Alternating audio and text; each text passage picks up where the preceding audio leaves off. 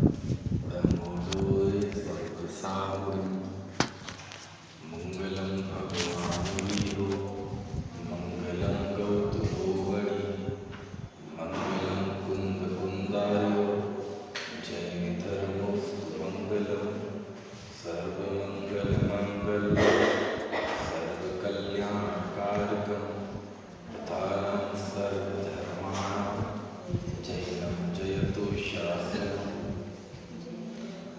वन्दितु सर्वसिद्धे द्वयमलमणोवं करिपत्ते ओच्छामि समय पावड मिणमो सुध केवली अणितम्।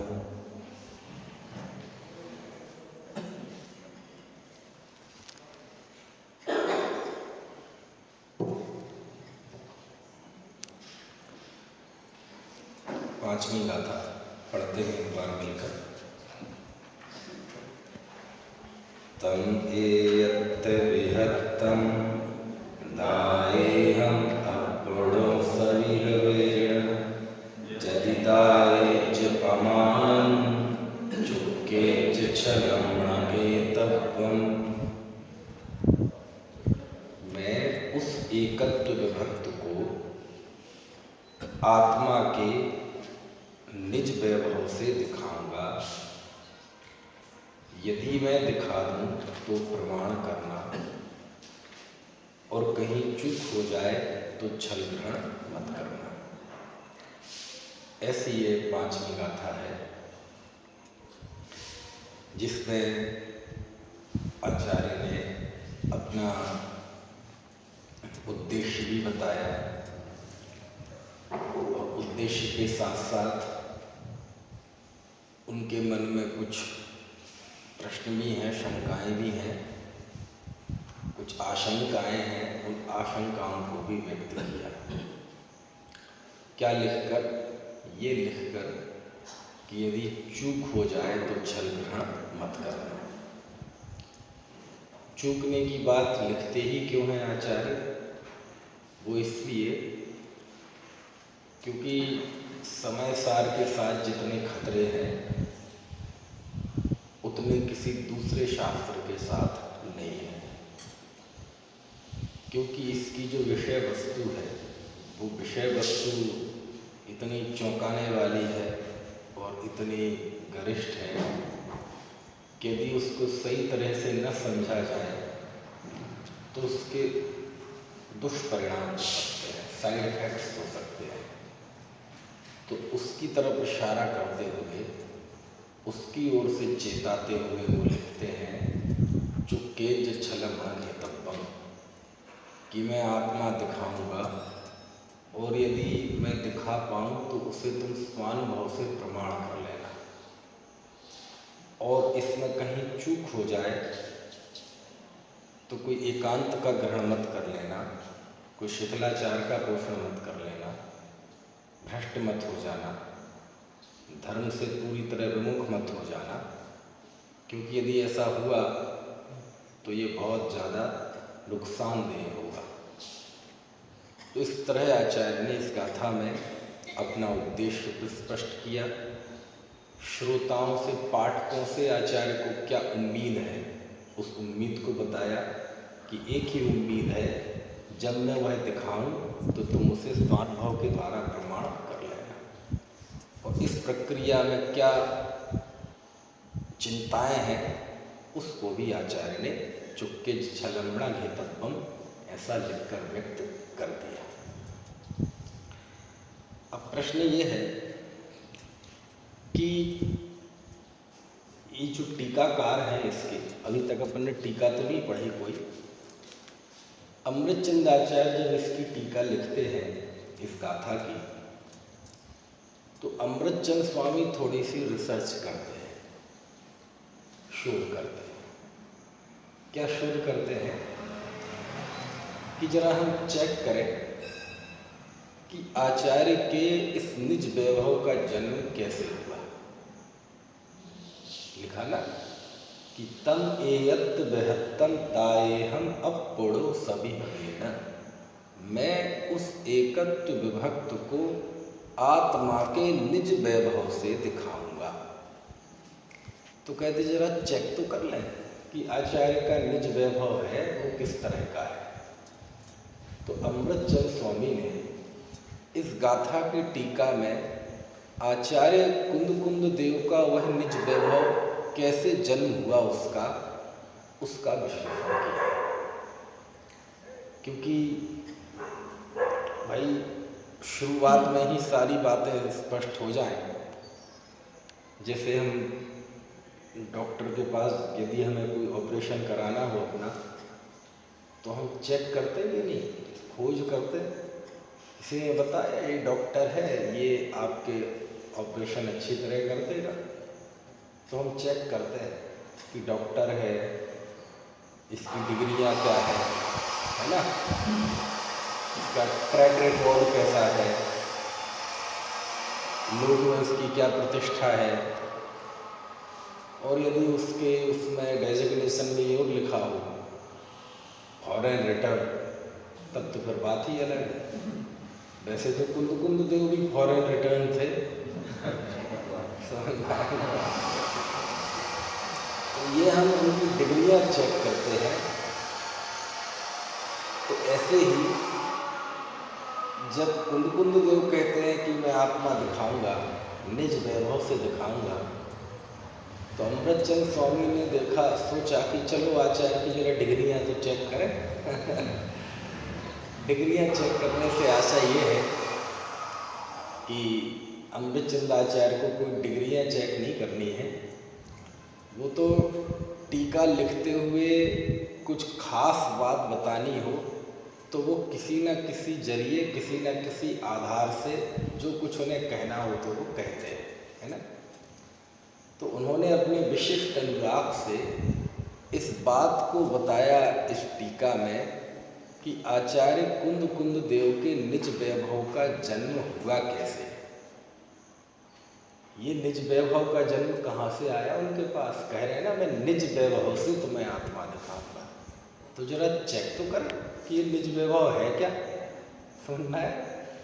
और जब अमृतचंद स्वामी बताते हैं कि ये निज वैभव का जन्म कैसे हुआ, तो उन्होंने 4 बिंदु बताए। अब मैं टीका शब्दशाह नहीं पढ़ूंगा, आप समझना। उसमें उन्होंने बताया कि पहला, उन्होंने शब्द ब्रह्म की उपासना की। क्या की? शब्द ब्रह्म की उपासना से निज वैभव का जन्म हुआ, जिसे हम सरल शब्दों में कहते हैं आगम का सेवन। फिर युक्त अवलंबन, युक्ति के अवलंबन से निज वैभव का जन्म हुआ। तीसरा लिखा, पर अपर गुरु प्रसादीकृत, है ना, पर और अपर गुरु के प्रसाद से निज वैभव का जन्म हुआ। और चौथा लिखा, स्वावलंबन, स्वावलंबन से निज वैभव का जन्म हुआ। यदि आपको देखना ही है, मन नहीं मान रहा हो, आप कहेंगे आप जो कह रहे हैं हमें तो दिख नहीं रहा टीका में, क्यों नहीं दिखेगा। देखो जरा, अमृतचंद आचार्य की जो टीका होती है, यदि उसमें से विशेषण निकाल दिए जाएं तो 2 लाइन की ही टीका होती है। बाकी जो इतनी लंबी टीका तैयार हो जाती है वो काय की है, वो विशेषणों से तैयार हो जाती है। विशेषण तो जानते ना आप, जैसे मान लीजिए अपने यहाँ मंच है, किसी को बुलाया है तो सीधे कह देंगे कि आज के मुख्य अतिथि ये है, आइए। अब वो देर जो 2-5 मिनट लगती है वो काय में लगती है, उसका गुणगान करने, उसकी विशेषताएं बताने में, और ये हमारे समाज के श्रेष्ठी और दानवीर और आदि आदि और अतिशोक्ति पूर्ण, है ना। तो जो 2-5 मिनट लगते हैं है ना, उसकी विशेषताएं बताने में लगते हैं। ऐसे ही टीका में बात तो 4 ही है कि वह निज वैभव का जन्म शब्द ब्रह्म की उपासना से, ठीक है, युक्ति के आलंबन से, पर अपर गुरु के उपदेश से और स्वावलंबन से। अब बाकी क्या है, विशेषताएं, कि जैसे लिखा कि शब्द ब्रह्म की उपासना से। और शब्द ब्रह्म कैसा है, लिखा पर अपर गुरु के उपदेश से। तो गुरु कैसे है? युक्ति के अवलंबन से। तो युक्ति कैसी है ना? और विश्वास ना हो तो आप देखो जरा 14 नंबर पेज पर सबसे ऊपर देखो, यह किल सकलोद भाष्य पद मुद्रित शब्द ब्रह्मोपासन जन्मा। अब आपको समझ में नहीं आएगा, हिंदी देखो। आचार्य कहते हैं कि जो कुछ मेरे आत्मा का निज वैभव है उस समय मैं एकत्व भक्त आत्मा को दिखाऊंगा। ऐसा मैंने व्यवसाय किया है। क्या किया है? व्यवसाय। ये व्यवसाय वाली बात संस्कृत में अंत आखिरी में आई है वाक्य में, लेकिन अनुवाद में पहले ले ली सरलता के लिए। तो आचार्य भी व्यवसाय करते हैं, कुंद देव भी व्यवसाय कर रहे हैं। ये व्यवसाय है कि मैं आत्मा दिखाऊंगा, ये उनका व्यवसाय है। व्यवसाय मतलब प्रयत्न, वो प्रयत्न वो भी जो बड़ा मन से किया जाए, वो व्यवसाय है ना? तो व्यवसाय मतलब धंधा नहीं, व्यवसाय मतलब बिजनेस नहीं, व्यवसाय मतलब है ना उद्यम। आज भी देखो व्यापारियों को क्या कहते हैं? उद्यमी। उद्यमी शब्द सुनते हैं ना? तो व्यवसाय मतलब विशेष प्रयत्न करना, है ना? अब वो कमाई के लिए करना तो वो भी व्यवसाय है, और कोई कार्य करना वो भी व्यवसाय है। मन से कोई भी काम करोगे वो व्यवसाय है। अब वो बात अलग है कि आजकल हम धंधा ही केवल मन से करते हैं और बाकी सब भी मन से करते हैं, इसलिए व्यवसाय के लिए हमारे दिमाग में एक वही इमेज बनती है ना? तो मेरे आत्मा का वह निज वैभव इस लोक में प्रकट समस्त वस्तुओं का प्रकाशक। अब ये विशेषताएं आ गई हैं। स्यात् पद की मुद्रा वाला जो शब्द ब्रह्म अरहत का परमागम है, उसकी उपासना से उसका जन्म हुआ। अब ये विशेषण आ गए प्रवचन का अवयव, ठीक है? अनादि शब्द ब्रह्म, ये तो स्यात् पद द्वारा मुद्रित। तो कुल मिला के ये है कि विशेषण को तो भी एक तरफ रखो कि ये निज वैभव का जन्म शब्द ब्रह्म की उपासना से हुआ। फिर अगला देखो, अब वो आगे बहुत सारे शब्द हैं, वो मुझे संस्कृत में दिख रहा है बिल्कुल सामने। संस्कृत में देखेंगे आप दूसरी पंक्ति, अति निस्तुष युक्त्यावलंबन जन्मा, दिख रहा है? बस ये है, युक्ति के अवलंबन से जन्म हुआ। अब युक्ति कैसी है तो उसके विशेषण है। फिर लिखा तीसरी उसी लाइन में देखो, गुरु प्रसादीकृत शुद्धात्म तत्वानुशासन जन्मा। ठीक है कि गुरु के प्रसाद से जो शुद्धात्म तत्व का अनुशासन हुआ यानी उपदेश हुआ, उससे जन्मा, यानी गुरु के उपदेश से उत्पन्न हुआ। और फिर आखिरी लिया ये संवेदात्मक स्वसंवेदन जन्मा, स्वसंवेदन से जन्म हुआ। तीसरी लाइन में ही स्वसंवेदन लिख रहा है ये, बाकी क्या है उसके विशेषण। तो चार बातें आ गई, कौन कौन सी? आगम का सेवन, आगम का सेवन ही कहेंगे सरलता से, लेकिन अमृतचंद स्वामी के जो शब्द हैं वो है शब्द ब्रह्म की उपासना। समझ में है ना? और वह शब्द ब्रह्म की उपासना के विशेषण में एक बहुत महत्वपूर्ण विशेषण है, स्यात् पद की मुद्रा वाला। परमागम कैसा है? शब्द ब्रह्म कैसा है? स्यात् पद की मुद्रा वाला है। अभी अमृतचंदाचार्य स्यात् पद को नहीं छोड़ते, बहुत जबरदस्त है। तो शब्द ब्रह्म की उपासना और आगम का सेवन, क्या अर्थ है इसका दोनों का? तो कहते आगम का सेवन का भी वही अर्थ है, लेकिन आचार्य ने जो शब्द का प्रयोग किया कौन सा है? शब्द ब्रह्म की उपासना। अब ये शब्द ब्रह्म की उपासना क्या होती है? तो क्या होती है उसके पहले ये समझो क्या नहीं होती है ना। शब्दों को पढ़ना, इसका नाम उपासना नहीं है। उसे रटना, इसका नाम उपासना नहीं है। ठीक है, पढ़कर उसका अर्थ सोचकर डायरी में लिख लेना, इसका नाम उपासना नहीं है। पढ़कर उसकी व्याख्या कर देना, लिख देना, दूसरे को पढ़ा देना, इसका नाम उपासना नहीं है। मनन करना ये भी उपासना का एक हिस्सा है, लेकिन मनन करना मात्र उपासना नहीं है। तो उपासना का अर्थ क्या होता है? क्या चीज? अनुभव करना। अनुभव करना तो अनुभव तो कार्य है, समझ में आया ना? निज वैभव पैदा हो गया, अनुभव। तो चौथा है स्वावलंबन, उसमें आएगा शब्द ब्रह्म की उपासना। मतलब क्या है वही एक ही बात है, ये चार बातें कोई अलग अलग नहीं है ना? फिर उपासना का मीनिंग क्या होता है? आपने देखा होगा अनेक शब्द होंगे, उपासना, पूजा, आराधना, स्तुति, वंदना, है ना? ये सारे शब्द, और ये सब आमतौर पर एक अर्थ वाले ही लगते हैं कि सबका एक ही अर्थ है, लेकिन ऐसा नहीं होता है।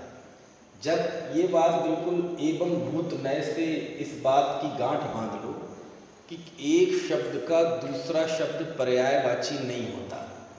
यदि दो शब्द हैं तो उन दो के अलग अलग अर्थ होते हैं, समझ में आया? जैसे अपन कहते हैं पानी, जल, नीर, बारी, अम्बू, सब एक ही अर्थ के वाचक हैं, लेकिन सबके अर्थ अलग अलग होते हैं। आकाश, नभ, गगन, अंबर पर्यायवाची है ना? नहीं, सबके अलग अलग अर्थ होते हैं। वो कब पता चलते हैं? जब प्रयोग करते हैं तब पता चलते हैं, है ना? देखो, आप किसी के छूते हैं तो क्या छूते हैं? चरण, भगवान के चरण छूते हैं, और माता पिता के पैर छूते हैं, और किसी की तोड़ते हैं तो क्या कहलाती है? वो टांग कहलाती है। और किसी को मारते हैं तो क्या कहलाती है? लात कहलाती है। अब देखो, एक ही चीज के नाम हो गए। अब आप तो यहाँ तो पैर भी छूते हैं तो मुंह से कह के छूते हैं, क्या बोलते हैं? ढोक दो, है ना? और से सरल कर दो, पैर छू रहा। अच्छा, कोई ऐसा कहता है बाबूजी लात छू रहा हूँ, बाबूजी टांग छू रहा हूँ, ऐसा होता है? कोई गुस्से में कभी ऐसा किसी को बोलता है? मैं तुम्हारे चरण तोड़ दूंगा, मैं तुम्हारे चरण तोड़ दूंगा, ऐसा कोई बोलता है? टांग तोड़ता है ना? तो सब शब्दों की एक अर्थ भी होता है और शब्दों के अपनी मीनिंग भी हो, मतलब हर शब्द की एक अपनी इमेज होती है, भले उसका अर्थ एक ही हो। आप भगवान को चावल चढ़ाते हैं, द्रव्य में चावल बोलते हैं कि अक्षत बोलते हैं? आप अक्षत चढ़ाते हैं। पूजन का सामान आता है कि सामग्री आती है? क्या अर्थ है सामान और सामग्री में? क्या फर्क है? भगवान को जल समर्पित करते कि पानी समर्पित करते? और पीते जल है कि पानी? क्या अर्थ है जल और पानी में? एक कहाँ से अर्थ हो गया? तो कल बोलना पानी निर्पामती स्वाहा, कोई बगल में बैठा होगा, ऊपर से लेके नीचे तक देखेगा, कहाँ से आ गया जी? शब्दों की इमेज होती है। शब्द भले ट्रांसलेशन, जैसे हिंदी से अंग्रेजी में ट्रांसलेशन कर दो किसी चीज का, अंग्रेजी से हिंदी में कर दो, लेकिन हर एक शब्द के साथ एक भाव भंगिमा जुड़ी रहती है, कभी उसका ट्रांसलेशन नहीं हो पाता, है ना? सीता जी रामचंद्र जी की धर्मपत्नी थी कि वाइफ थी? अब जो धर्मपत्नी शब्द में भाव जुड़ा हुआ है भारतीय समाज की दृष्टि से, वाइफ में नहीं है, क्योंकि वहां वाइफ का अर्थ क्या है कि शादी हुई, आज शाम को शादी और सुबह तलाक। बोले क्यों? इन्होंने हमारी टॉवेल यूज कर ली, ये खर्राटे लेती है या लेता है, और सुबह तलाक हो जाता है, और पूरे जीवन में 20-25 ब्याह हो जाते हैं। ये वाइफ है, ठीक है? और भारत में लड़ो मरो, सिर फोड़ो, कुछ भी करो, रहेंगे साथ में ही। और एक जन्म की तो बात छोड़ो, 7-7 जन्म तक साथ में रहने की भावना, ये भाव धर्मपत्नी में है। तो शब्दों की इमेज होती है ना, तो ऐसे सब शब्दों के अलग अलग अर्थ होते हैं। पूजा का अर्थ अलग होता है, भक्ति का अर्थ अलग होता है, आरती का अर्थ अलग होता है, वंदना का अर्थ अलग होता है, आराधना का अर्थ अलग होता है। ये जो हम द्रव्य चढ़ाते हैं ना, द्रव्य चढ़ाते हैं, ये कहलाती है अर्चना। क्या कहलाती है? अर्चना। इसलिए पुस्तक का नाम क्या है? जिनेंद्र अर्चना। जो हम मुंह से प्रशंसा बोलते हैं भगवान की, वो कहलाती है पूजा। वो क्या कहलाती है? पूजा। जो हम हाथ ऐसे जोड़ते हैं, मस्तक दबाते हैं जमीन पे, ये कहलाती है वंदना। ये क्या कहलाती है? वंदना। कहाँ जा रहे साहब? वंदना के लिए जा रहे हैं। ठीक है। इस सबके जब किसी उद्देश्य, खास उद्देश्य से जब कोई अनुष्ठान किया जाता है तो वो कहलाती है आराधना। क्या कहलाती है? आराधना। ठीक है। ऐसे ही उपासना क्या होती है? उपासना का अर्थ ये होता है कि जिस चीज से, जिस वस्तु से, जिस व्यक्ति से हमें अनुराग है, वो वस्तु सामने नहीं है, सामने नहीं है, आंखों के सामने नहीं है, प्रत्यक्ष नहीं है। तो क्या करना? कल्पना में उस वस्तु को लाना और ऐसा ही अनुभव करना कि वो प्रत्यक्ष है। समझ में आया ना? और हम उसके साथ एकाकार हो चुके हैं, तो ये कहलाती है उपासना। क्या कहलाती है? उपासना। मीरा ने कृष्ण की पूजा नहीं की, भक्ति नहीं की, आराधना नहीं की, आरती नहीं उतारी, क्या की? उपासना। क्यों? जो प्रत्यक्ष नहीं है उसको कल्पना में लाना और प्रत्यक्ष जैसा उसके साथ महसूस करना, उसको कहते उपासना। अब शब्द ब्रह्म की उपासना का आशय क्या है कि चूंकि भगवान आत्मा, जिस आत्मा को दिखाने की प्रतिज्ञा आचार्यवर ने दी है, वो भगवान आत्मा प्रत्यक्ष तो केवल ज्ञानी के होता है। किसके होता है? केवल ज्ञानी के। आत्मा किसको दिखाई देता है? केवल ज्ञानी को। क्यों? क्योंकि अरूपी द्रव्य जो है वह ज्ञान का विषय मति श्रुत का है ही नहीं। मति श्रुत तो उसे परोक्ष रूप से जानता है, जानता तो है लेकिन परोक्ष रूप से जानता है। प्रत्यक्ष कौन जानता है? केवल ज्ञानी जानता है। कोई जीव 12वें गुण स्थान में वीतरागी हो गया, लेकिन अभी भी उसके लिए आत्मा परोक्ष है। परोक्ष है यानी अभी भी आत्मा के असंख्यात प्रदेश, अनंत गुण, अनंत शक्तियाँ, ये सब नहीं जानता। जानता तो है, जानता है लेकिन प्रत्यक्ष नहीं जानता। क्यों? क्योंकि असंख्यात प्रदेश, अनंत गुण, ये सब कौन से ज्ञान के विषय हैं? ये केवल ज्ञान के विषय हैं। ये हमारे आपके ज्ञान के विषय नहीं है। तो हम कैसे जानते हैं? हम जानते हैं आगम के जरिए। काय के जरिए? आगम के जरिए। आत्मा में असंख्यात प्रदेश है, ये कोई अनुभव से नहीं जानता। आज तक किसी के असंख्यात प्रदेश अनुभव में नहीं आए। कहाँ से जाने? आगम से जाने। असंख्यात प्रदेशों का पुंज, प्रसिद्ध ज्ञान आदि गुणों का धारी आत्मा में अनंत गुण है। बताना जरा 10-20 के नाम बोलना। बोलो जरा, बोलो। लेकिन गौरव से बोलते हैं अनंत गुण है। किसने जाने? कोई छद्मस्त जान सकता है? केवली ने जाने, है ना? तो आत्मा को आत्मा के रूप में जैसी वह वस्तु है, हूबहू तो केवल ज्ञानी जानते हैं। तो प्रत्यक्ष उनके लिए है, वो हमारे लिए शुद्ध ज्ञान में प्रत्यक्ष नहीं हो सकता। ठीक है। फिर हम कैसे जानते हैं उसे? हम जानते हैं आगम के जरिए, युक्ति के जरिए, प्रमाण के जरिए, नए आदि के जरिए, है ना? और मुख्यतः आगम के जरिए कि असंख्यात प्रदेशी है आत्मा। कैसे जाना? आगम से जाना। क्योंकि आगम से जानना भी जानना कहलाता है, नहीं जानना नहीं कहलाता है। आत्मा कैसा है? अनंत गुणों वाला है। ऐसा जो हमने शास्त्र से जाना, ये भी जानना कहलाता है, नहीं जानना नहीं कहलाता है। वो बात अलग है कि जानने की दो क्वालिटी हैं, प्रत्यक्ष और परोक्ष। उसमें वो परोक्ष है, लेकिन परोक्ष भी प्रमाण है, अप्रमाण नहीं है, झूठा नहीं है। समझ में आया? तो आत्मा परोक्ष है हमारे लिए। 12वें गुण स्थान में शुक्ल ध्यान वाले जीव के लिए भी आत्मा वहाँ आगम प्रमाण है। कैसा प्रमाण है? आगम प्रमाण। वहां भी वह आत्मा को आगम से जानता है। समझ में आया? तो यदि आत्मा की एक वस्तु के रूप में देखा जाए, काय के रूप में? वस्तु के रूप में देखा जाए, तो वस्तु के रूप में तो आत्मा प्रत्यक्ष किसको होता है? केवल ज्ञानी को होता है, और केवल ज्ञानी हम हैं नहीं। तो हमारे लिए आत्मा कैसा हो गया? परोक्ष नहीं है, पता नहीं क्या। तो फिर क्या करते हैं? अब वो तो प्रत्यक्ष हो नहीं सकता, उसके प्रत्यक्ष के लिए तो केवल ज्ञान साधन चाहिए। अब केवल ज्ञान तो है नहीं, तो अब वो तो प्रत्यक्ष हो नहीं सकता। तो फिर चले घर बैठे। बोले नहीं नहीं, सुनो सुनो सुनो सुनो, आप में एक ताकत है। क्या? आप उपासना कर सकते हैं। उपासना कैसे करेंगे? कि जो चीज प्रत्यक्ष नहीं है उसको अपने ज्ञान में उसका निर्माण करके, क्या करके? निर्माण करके। अब निर्माण कैसे करेंगे?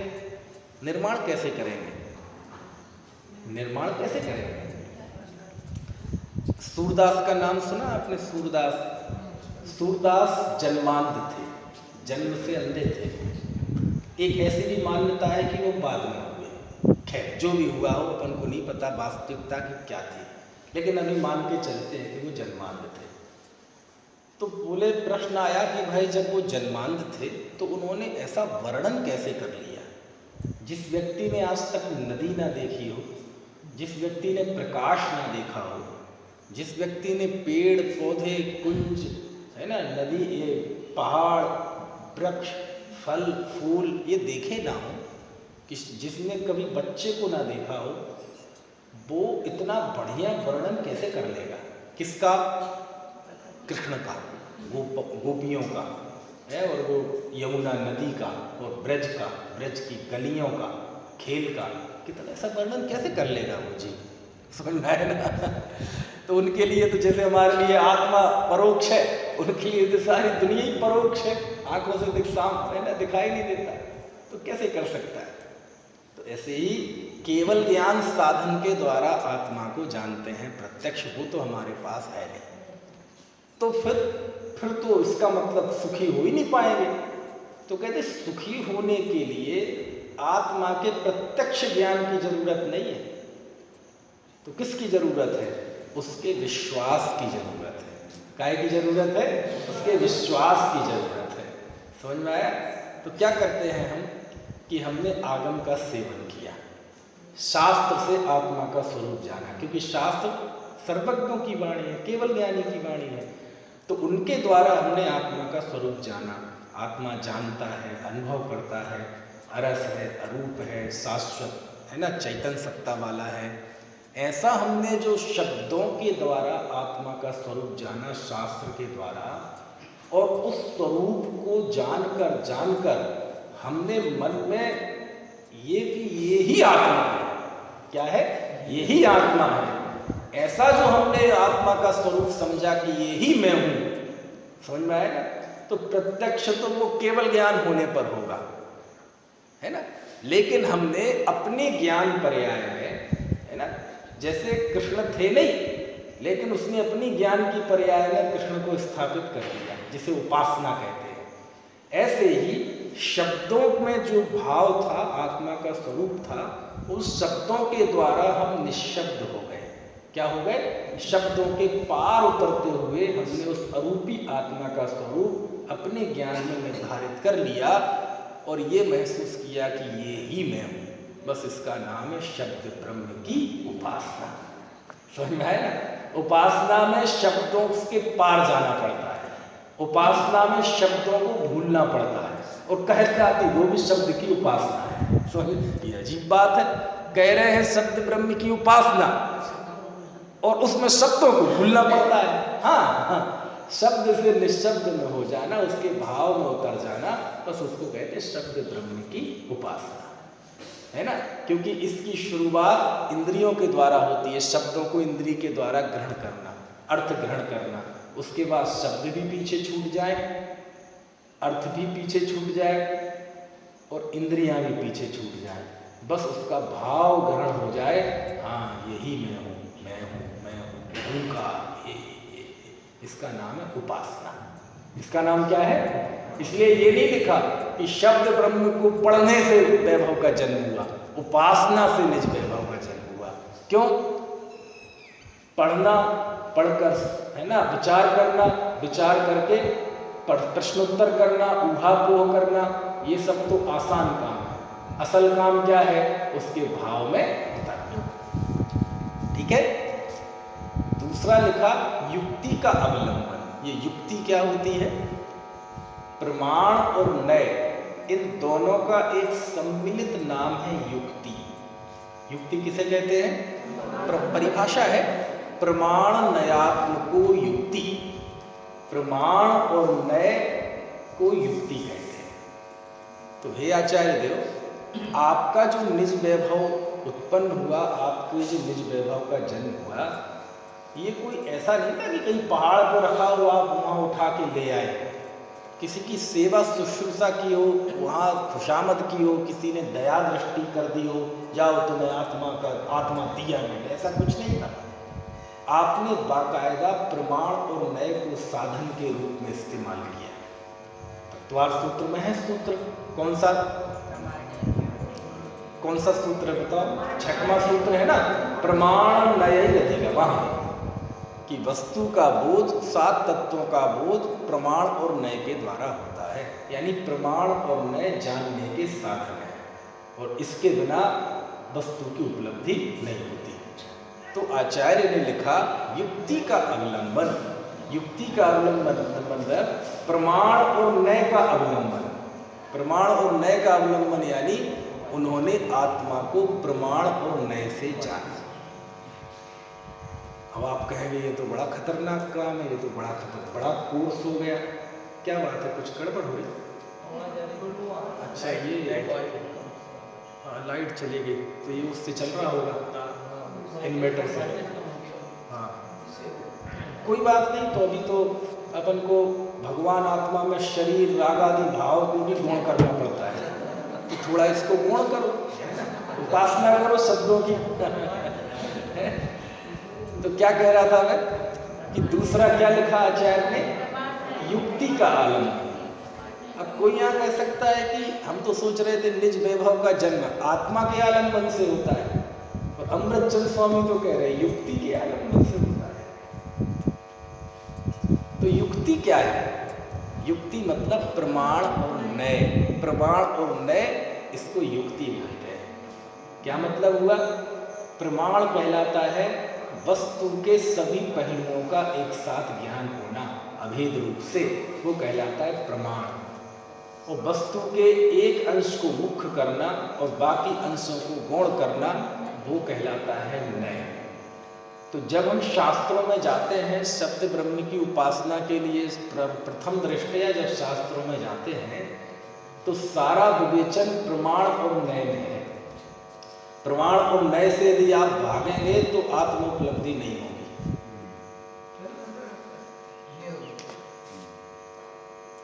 वो होगा ही, उसका कोई इलाज नहीं है। अब तो उसका इलाज नहीं है, वो कुछ रहता है ना।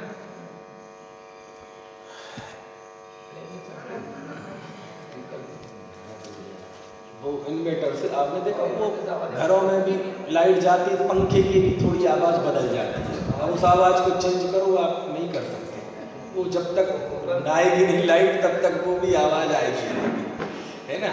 तो ऐसा ही है। चलो, तो मैं ये कह रहा था युक्ति चली गई, कहाँ गई? प्रमाण और नय, इन दोनों का सम्मिलित नाम क्या है? युक्ति। अब ये साधन है जानने के, तो निर्धारित तो हो गया कि लक्ष्य क्या है? आत्मा की प्राप्ति करना। कैसे होगी? शब्द ब्रह्म की उपासना से होगी। लेकिन उपासना में एक पड़ाव पड़ेगा, बोले क्या है? आपको प्रमाण और नय का से काम लेना पड़ेगा। नय दृष्टि के बिना, प्रमाण दृष्टि के बिना वस्तु का ज्ञान नहीं होता।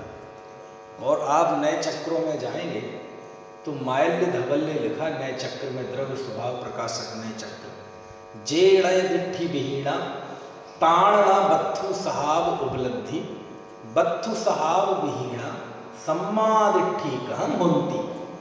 क्या अर्थ हुआ? जेणय दिट्ठी विहीणा, जो नए दृष्टि से हीन है, जिनके नए दृष्टि नहीं है, नए नहीं है जिनका, ताण ना बत्थु सहाव उपलब्धि, उन जीवों को वस्तु के स्वभाव की उपलब्धि नहीं होती। और बत्थु सहाव विहीणा, जो वस्तु के स्वभाव से रहित है, सम्मा दृष्टि कहम होती, वे सम्यक दृष्टि कैसे हो सकते हैं?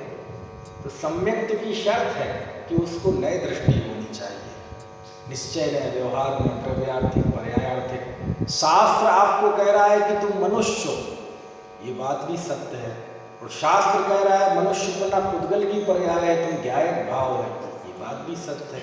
अब नए दृष्टि नहीं होगे तो ये लगेगा यार ये क्या है, शास्त्र में तो विरोध है। एक शास्त्र एक कह रहा है कि मैं मनुष्य हूँ, एक कह रहा है पंचेंद्रिय हूँ, एक जीव कह रहा है कि मैं भगवान आत्मा हूँ, अब किसकी मानूं? नए दृष्टि नहीं होगी तो गोते खाओ, समझ में है ना? तो प्रमाण और नए का आलम्बन ये साधन है, ठीक है। और तीसरा लिया पर अपर गुरु के अनुशासन, उनके प्रसाद से, उनके अनुशासन से निज वैभव का जन्म हुआ। अब गुरु की क्या जरूरत है यहाँ?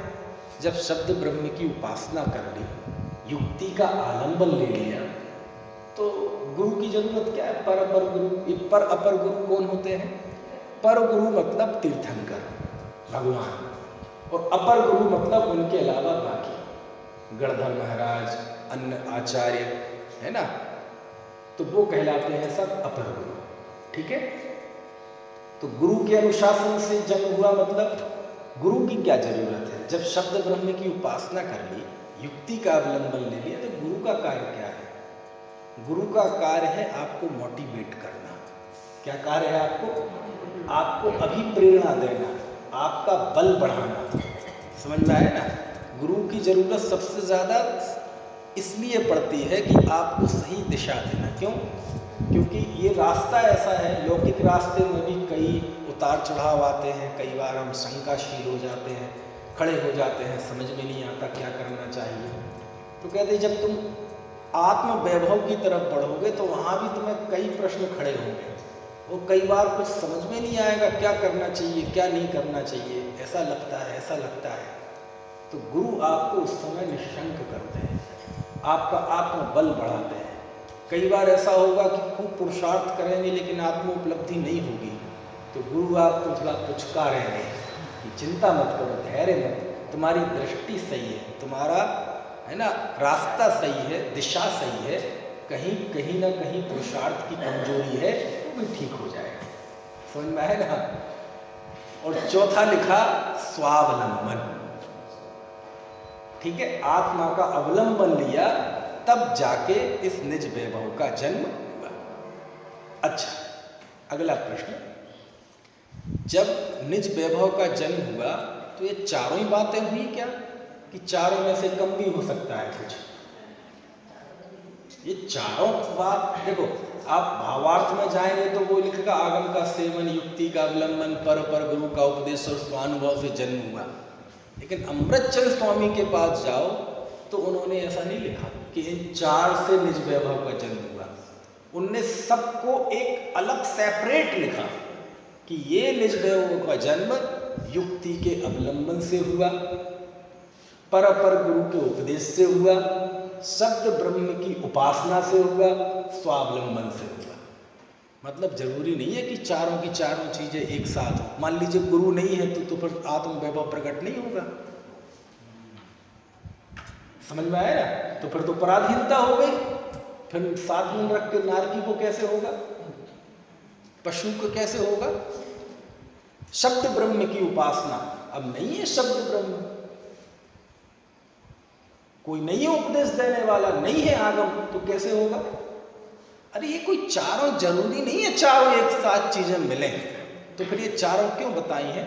ये तो मुख्य तौर पर ये सब उपदेश सुनना, ग्रहण करना, ये सब हम मनुष्य लोग हैं, इसलिए मनुष्य की अपेक्षा एक सामान्य प्रोटोकॉल बताया है।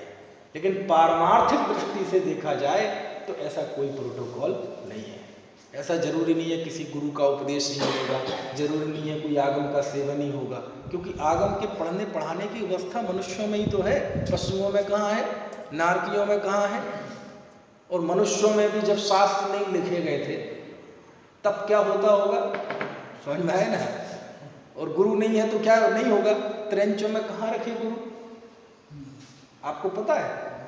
चौथा गुण स्थान सम्यक दृष्टि, चौथे गुण स्थान पे एक तरफा कब्जा नारकी और देवों का है, कब्जा है उनका पूरा। मनुष्यों की संख्या कितनी है, 29 अंक प्रमाण, 84 उंगलियों मुट्ठी भर है मनुष्य।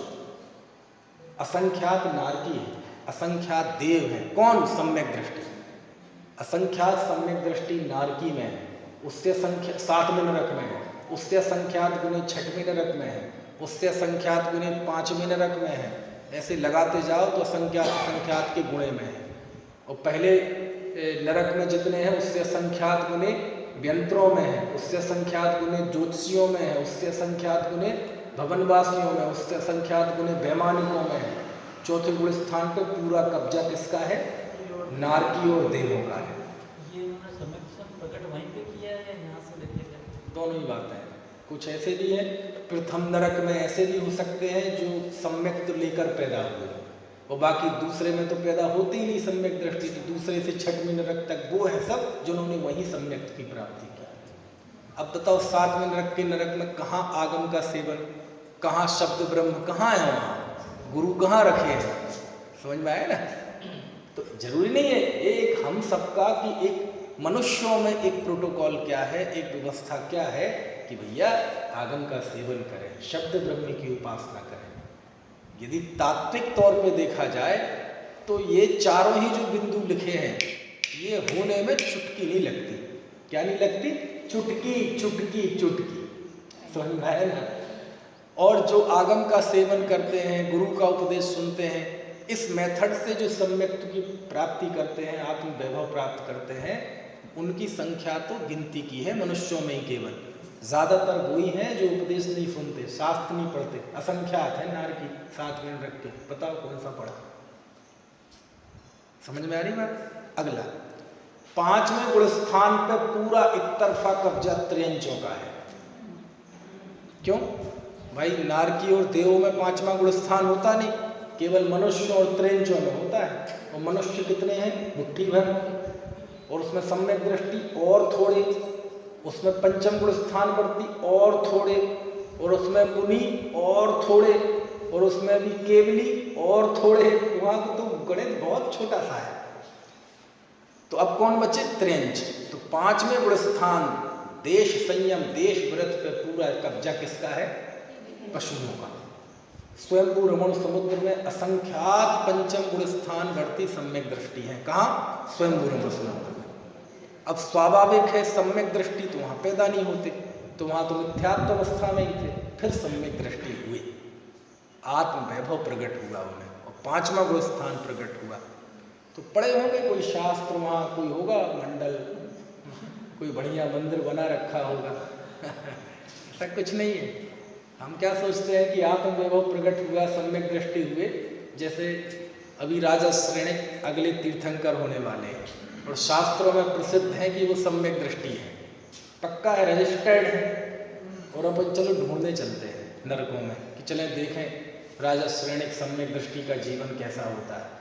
तो आप क्या सोचते हैं, वहाँ जाएंगे तो राजा श्रेणिक कहीं एक कोने में बैठे होंगे, समय सार पढ़ रहे होंगे, 2-4 लोगों को इकट्ठा कर रखा होगा, चलो विधान करते हैं, चलो तत्व चर्चा करते हैं, ऐसा कुछ होगा। तो नारकी है, ऐसे ऐसे मिलेंगे जैसे, अब वो उपमा थोड़ी खराब है लेकिन नारकी तो उससे खराब ही होते हैं ना। जैसे आप गलियों में जाएं कभी रात में तो कौन लड़ते हैं और कैसे लड़ते हैं पता ही है, नारकी तो इससे भी खराब लड़ते हैं। तो ऐसे लड़ते हुए मिलेंगे, झगड़ते हुए मिलेंगे, चीखते चिल्लाते हुए मिलेंगे। क्यों, क्योंकि नरक गति का वो स्वभाव है, नेचर। चाहे सम्यक दृष्टि हो चाहे मिथ्या दृष्टि, नरकों में हो तो वो तो दुख भोगने ही पड़ेंगे। वहाँ कोई वो ऐसा भेदभाव नहीं है। क्यों, क्योंकि वो जो दुख भोग रहा है वो उसके पूर्व किए हुई गलतियों का परिणाम है, वो वर्तमान के पुरुषार्थ का फल नहीं है। समझ में है ना। भारत के संविधान में भी ऐसा है, आज तुम राष्ट्रपति प्रधानमंत्री बन जाओ और आपने पहले कोई गलती की होगी, उस पर केस चल रहा होगा, और उसका रिजल्ट आ गया कि आपको 6 साल की जेल है, तो वो भोगनी पड़ेगी। अजी अब तो हम राष्ट्रपति बन गए, अब नहीं झेलेंगे ना ना, वो आज हो, ये तुम्हारे आज है, लेकिन वो जो रिजल्ट दिया है कोर्ट ने वो आज का नहीं है, वो पुराना का है, वो तो तुम्हें करना पड़ेगा।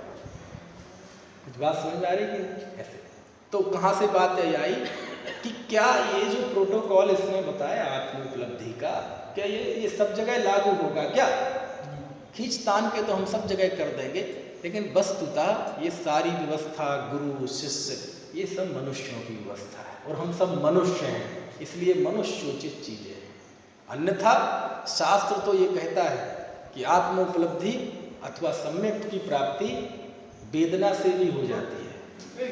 कैसे? वेदना से, जाति स्मरण से भी हो जाती है। और कैसे होती है पता है? आप कभी धवला पुस्तक 6 पेज नंबर 420 से 425 ये प्रश्न पढ़ना, उसमें सम्यक दर्शन के कुछ निमित्तों का वर्णन है और इतना मार्मिक वर्णन है कि कैसे कैसे सम्यक्त हो जाता है कि वह जीव दुखी हो रहा है, नरक में है, बहुत दुखी हो रहा है, बहुत दुखी हो रहा है, और दुखी होते होते उससे जाति स्मरण हो गया, अथवा कोवदी ज्ञान है तो वो सब पुराना ज्ञान हो गया कि अरे मैंने ऐसे ऐसे कार्य किए थे जिसकी वजह से ऐसा मुझे फल उसका प्राप्त हुआ, और ये भी कि मैंने बहुत उपक्रम किए सुखी होने के लिए, बहुत उपक्रम किए, लेकिन कोई भी सांसारिक कार्य मुझे सुखी नहीं कर पाया। अंततः में अतृप्त रहा, दुखी रहा और दुखी होकर ही मरा और अंततः ये नरक में आन पड़ा। इसका मतलब क्या है कि संसार के सुख के लिए जितने भी प्रयत्न किए जाते हैं वो झूठे हैं, और ये स्मरण आते ही पूर्व किए गए कार्य और उनकी निष्फलता ये स्मरण में आते ही उसको ऐसा बोध प्रकट होता है कि नहीं, ये परमार्थ नहीं है, परमार्थ कुछ और है। मैं पिछले 2-4 जन्म पहले था, वहाँ से निकला, अगला जन्म हुआ, वहाँ से निकला, अगला जन्म हुआ, पर्याय बदलती गई, लेकिन मैं जिंदा रहा। इसका मतलब बदलने वाला मैं नहीं हूँ, मैं वो हूँ जो कभी बदलता नहीं हूँ। ऐसा बोध हो जाता है और आत्म उपलब्धि हो जाती है। समझ में आया? शेर को कहा कि तुम क्या हो? अरे हम अभी श्रीधर केवली के मुख से सुनकर आ रहे कि तुम तो तीर्थंकर होने वाले हो। ये बात सुनकर उसे जाति स्मरण हो गया। जाति स्मरण में पूर्व जन्म याद आ गए, तो पूर्व जन्म याद आ गए तो कौन सा ऐसा काम हो गया? याद आ गया कि देखो मैं उस जन्म में था, वो अवस्था भी खत्म हो गई, फिर भी मैं रहा, नई अवस्था पैदा हुई, फिर भी मैं रहा, सब खत्म हो गया, मैं फिर भी रहा, आज भी हूँ। इसका मतलब मैं कुछ और हूँ, ये कुछ और है। भाई इतना बोध प्रकट हो गया। कहने का आशय ये है कि असल काम तो ये होना है। अब उसके लिए कोई आगम का सेवन करे, चाहे सामने गुरु का उपदेश मिल जाए और चाहे ये दोनों ना हो, ये बोध किसी घटना से प्रकट हो जाए, जाति स्मरण से हो जाए, वेदना से हो जाए, वेदना में सम्यक्त हो जाता है। वो बेचारा दुख भोग रहा है और दुख का विचार करता है कि देखो ये किस कार्य का दुख है, किस कारण से ये दुख हो रहा है। बस हमारी गलत समझ का दुख हो रहा है, हमारे भूतकाल में हमारी जिंदगी के डिसीजंस गलत हुए, निर्णय गलत हुए, इतने निर्णय लिए लेकिन अंत में फल क्या मिला? ये दुख मिला, पीड़ा मिली। इसका मतलब ये सही उपाय नहीं है।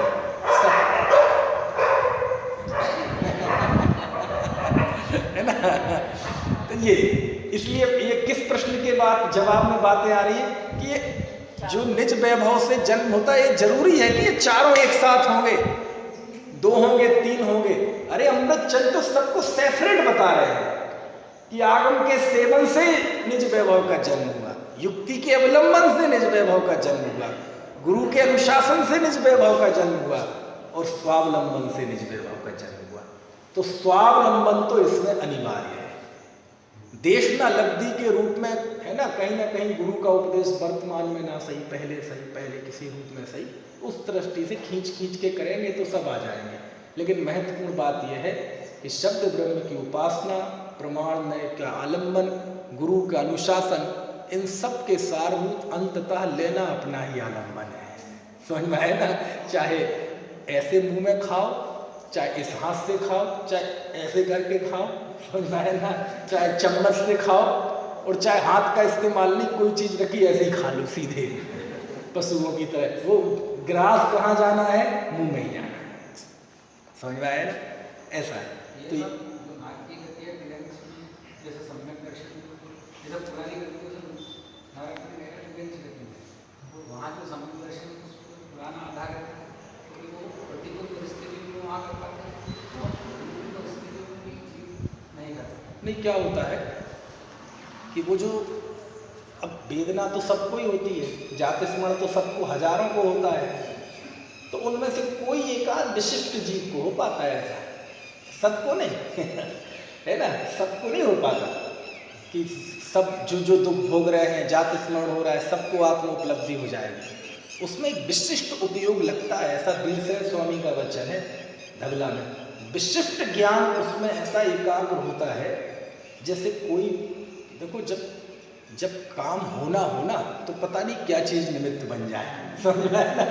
हमारे एक परिचय में था गांव में, पिताजी वगैरह कहानी सुनाया करते थे कि वो था, उसकी घर वालों ने कहा तुम्हारी शादी करेंगे, बोले मुझे नहीं करना शादी। अब वो तो सब मना करते ही है शर्म में, तो वो ऐसे ही समझे उसको, लेकिन वो सच में ही कह रहा था कि नहीं करना। अब इनने जबरदस्ती शादी कर दी उसकी, है ना, और अब मंडप सजाओ, मतलब शादी है कल, और ये आज पिछले दिन भाग गया घर से, भाग गया। अब अकेला बैठा है ट्रेन में, और खूब समझाया था उसके दादा ने, दादी ने, नानी ने, चाचा ने, ताऊ ने, जो भी रिश्ते नाते होते हैं आप समझ लेना, सब ने खूब समझाया, दोस्त यारों ने, अरे भाई अब तो करना ही पड़ेगा, नहीं करेगा तो कब, अब पता नहीं उसके मन में क्या था। बोले मैं भाग जाऊंगा, तो समझ धमका रहा है तो, लेकिन वो सच में भाग गया। अब वो बैठा है ट्रेन में, जा रहा है, अब उसे समझ में नहीं आ रहा क्या करना चाहिए। अब उसे कल्पना हो रही है कि घर वाले कितने परेशान हो रहे होंगे जब पता चला होगा कि दूल्हे ही भाग गया, तो क्या क्या क्या हुआ होगा पूरे गांव में, घर वालों में, सोचो। अब वो जा रहा है, कहाँ जाऊं, कैसे जाऊं, तो बड़ा कश्मकश में बैठा है। ट्रेन में यद्यपि बहुत भीड़ है, खूब चेचे पे हो रही है, वो चाय वाले, बिस्किट वाले सब आ रहे हैं, लेकिन उसे कुछ सुनाई नहीं दे रहा, कुछ सुनाई नहीं दे रहा। और जैसे लोग वो विज्ञापन लिख देते हैं ना, डॉक्टरों के या किसी भी तरह के, या फिर वो चिपका देते हैं अपने दुकानों के, तो किसी ने एक स्टिकर चिपकाया था किसी चीज़ का, उस पर लिखा था, जब जीवन में कुछ समझ में ना आए तो बड़ों की बात मान लो। अभी वो जिंदा है वो आदमी, बहुत बड़ी उम्र के हैं। हाँ, बोले बड़े खूब सामने आके समझाते रहे, तब नहीं समझी, और बुलाए। अब शब्द ये नहीं रहे होंगे, कुछ और रहे होंगे, लेकिन उसका मतलब ये था, जब तुम्हें कुछ समझ में ना आए, तुम्हारा निर्णय ना हो पाए, तो बड़े जो कहते हैं वो मान लो।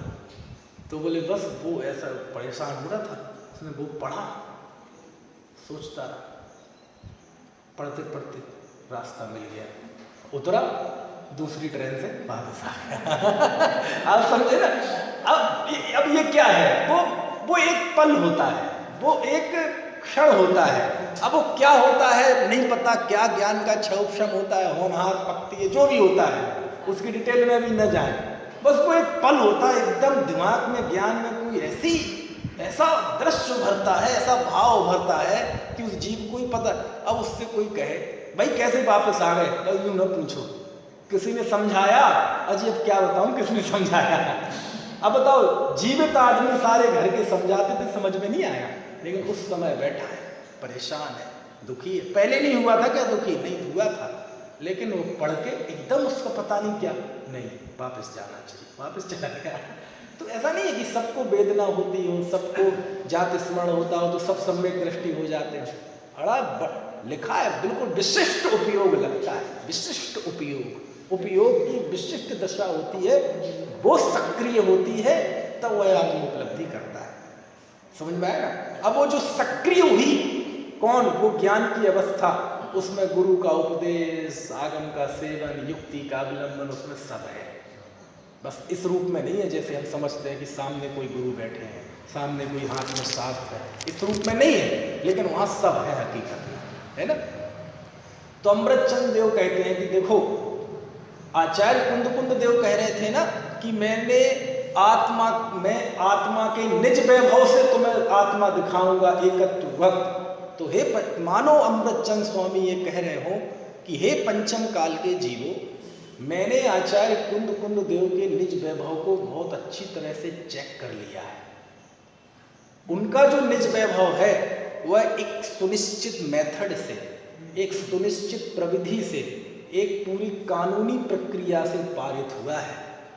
समझ में आया ना? ये निज वैभव का जन्म कोई ऐसा नहीं था कि कहीं रखा है खरीद लाए, किसी ने आशीर्वाद दे दिया, ऐसा फर्जी वाला निज वैभव नहीं है उनका। उन्होंने आगम का सेवन किया, युक्ति का अवलंबन लिया, गुरु का उपदेश मिला और स्वावलंबन हुआ। ऐसी एक अलौकिक प्रक्रिया के तहत उनके निज वैभव का जन्म हुआ है। इसलिए हे पंचम काल के जीवो, तुम नानुकुर मत करना, तुम मीन में एक मत निकालना, किंतु परंतु इफ बट इन शब्दों से जीवन खराब मत करना। अब आगे जो आचार्य भगवान आत्मा का उपदेश बताएं तो तुम उसे स्वीकार करके जीवन में आनंद भोग लेना। बस ये कहना है अमृतचंद स्वामी का। इसलिए उन्होंने रिसर्च की। उन्हें कोई कुंद कुंद देव के निज वैभव में कोई शंका नहीं है, लेकिन रचनाकार को जब कुछ बात कहनी हो तो वो किसी न किसी जरिए कह देता है। उन्होंने इस प्रक्रिया के जरिए आत्मानुभव की विधि बताई है। क्या बताई है? कि हे जीवो, यदि आप चाहते हो कि आत्म उपलब्धि हो, निज वैभव का जन्म हो जैसा कुंद कुंद देव का है, तो इस प्रक्रिया को अपनाओ। शब्द ब्रह्म की उपासना करो, प्रमाण और नय का सहारा लो, गुरु मिले तो उनसे है ना मोटिवेशन लो, प्रेरणा लो, उनसे बोध प्राप्त करो, और आखिरकार अंत में करना तो स्वावलंबन है, वो करो, तब निज वैभव का जन्म होगा। ये ऐसा नहीं है कि कहीं राह चलते पड़ा मिल जाए, ऐसा नहीं।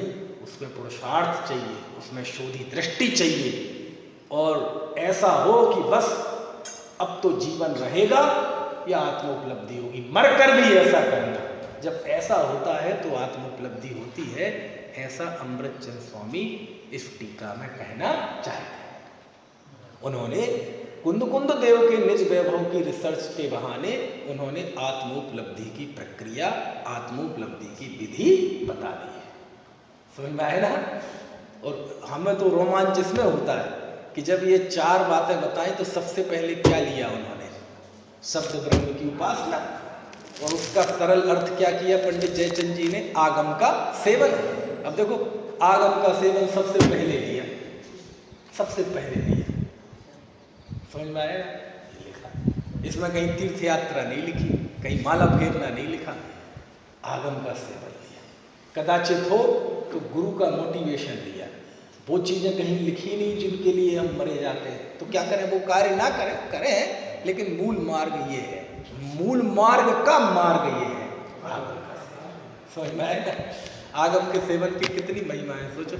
भगवती आराधना में तो लिखा एक जगह 156वीं गाथा है, नहीं 156 नहीं 109वीं गाथा, उसमें लिखा, क्योंकि इसमें सल्लेखना का वर्णन है, जो जीव समाधि में स्थित है, कंठ गदे ही पाणे ही साहुड़ा आगम दोदु कादब्बो। क्या अर्थ हुआ? समझ में तो नहीं आया अशोक जी?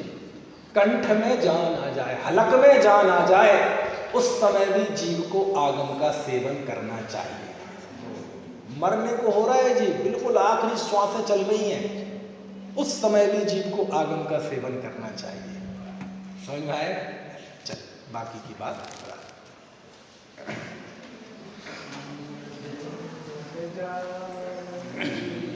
शुद्ध स्वरूपी अविनाशी निज